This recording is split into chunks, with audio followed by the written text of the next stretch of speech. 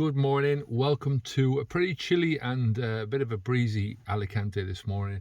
I'm just going to do this video in the van today because before I go out walking, like I said, it's a bit chilly and my hands are a bit cold.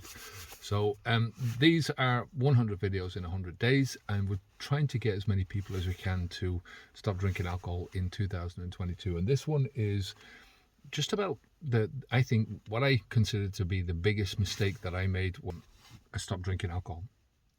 I've made a lot of mistakes at the beginning. You know, if I could go back and tell myself, speak to myself, if I could go back and do it again, if I had to do this all over again, what would I do and what would I do differently?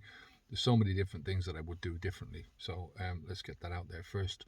And I'm really glad that I can help to take some of that pressure and take some of those mistakes off other people, because a lot of the mistakes that I made are very common mistakes in the beginning, not just in the beginning of stopping drinking, but in the beginning of stopping any major habit that you've been doing for a long time, or any major change in your life. There are certain things that happen over and over and over again.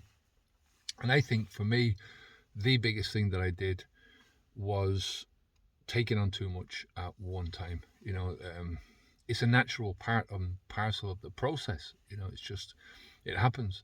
And I've seen it over and over again with my clients, with people over on the platform, with people in YouTube. You know, it's one of those things that people get a lot of energy. They get a lot of physical energy and a lot of mental energy from the fact that they are changing, and they're pushing themselves through this whole change process. And it can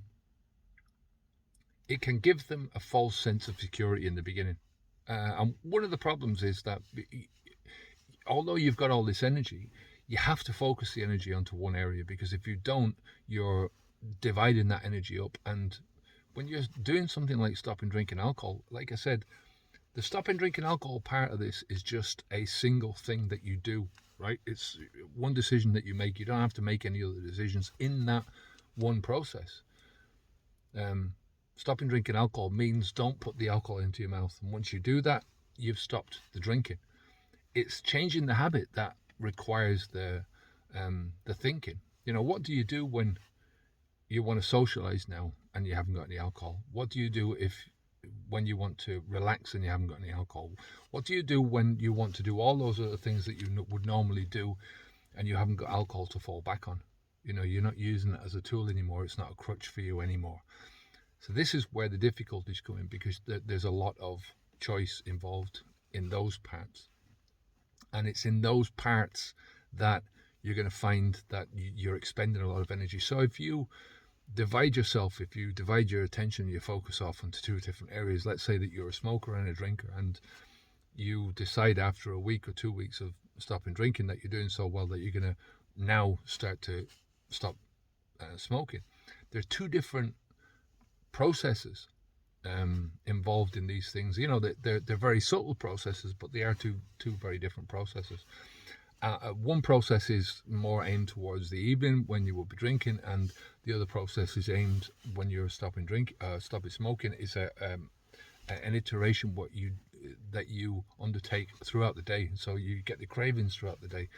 There's different ways of thinking about these things, and each decision that you have to make has an energy cost to it, and sometimes a big energy cost to it, because you're having to fight against your own natural inclinations. So it's one of the things that I would say to people at the beginning: just focus your mind on the one thing.